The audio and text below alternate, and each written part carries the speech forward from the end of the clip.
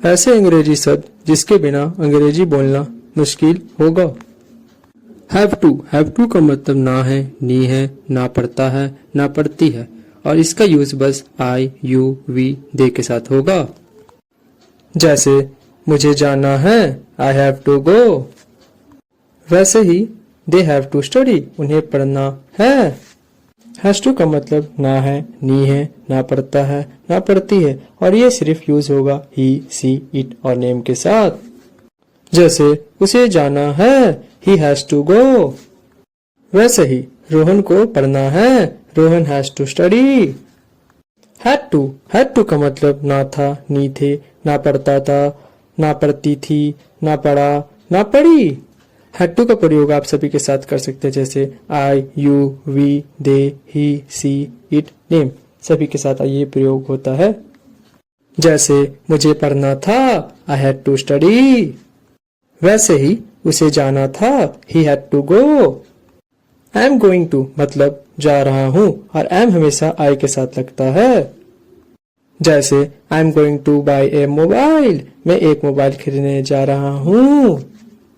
Is going to इसका मतलब है जा रहा है और ये बस यूज होता है ही, सी, इट और नेम के साथ।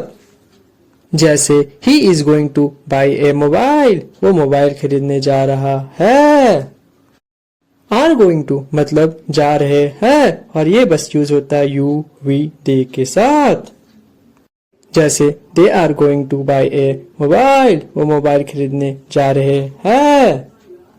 इज एबल टू मतलब पा रहा है या सक्षम है और इसका यूज बस ही, सी, इट और नेम के साथ होता है। जैसे वो चल पा रहा है, he is able to walk. Am able to मतलब पा रहा हूँ या समक्ष हूँ और एम हमेशा आई के साथ लगता है। जैसे मैं पढ़ पा रहा हूँ, मैं पढ़ने में समक्ष हूँ, I am able to study. Are able to इसका यूज पा रहे हैं या समक्ष है और इसका यूज यू, वी, दे के साथ होता है।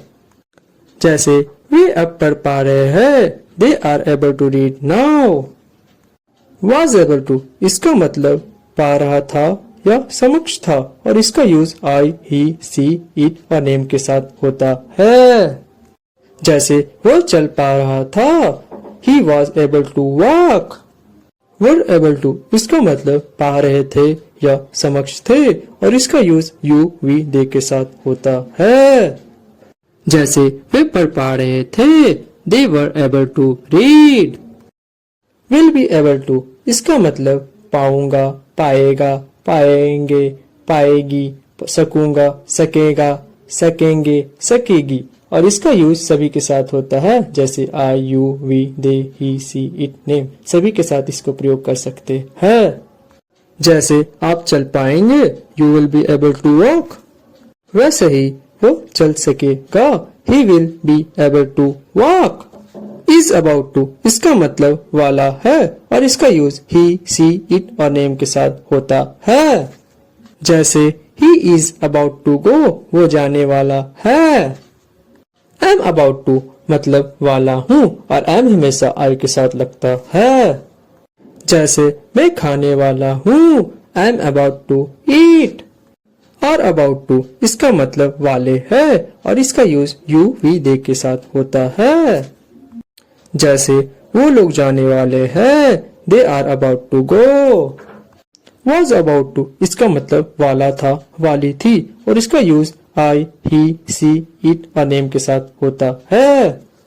जैसे मैं खाने वाला था, आई वॉज अबाउट टू ईट।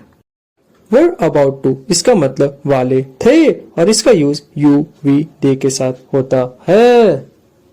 जैसे वो लोग जाने वाले थे, they were about to go. Is having to इसका मतलब होता है पढ़ रहा है और इसका यूज ही, सी, इट और नेम के साथ होता है। जैसे उसे काम करना पड़ रहा है, he is having to work. Am having to मतलब पढ़ रहा है और एम हमेशा आई के साथ लगता है। जैसे मुझे पढ़ना पड़ रहा है, I am having to study. Are having to इसका मतलब होता है पढ़ रहा है और इसका यूज यू वी दे के साथ होता है। जैसे they are having to go उन्हें जाना पड़ रहा है। वॉज हैविंग टू इसका मतलब पढ़ रहा था। इसका use I he she it और नेम के साथ होता है। जैसे मुझे पढ़ना पड़ रहा था, I was having to study. Were having to इसका मतलब पढ़ रहा था और इसका यूज यू वी दे के साथ होता है। जैसे दे वर हैविंग टू गो उन्हें जाना पड़ रहा था।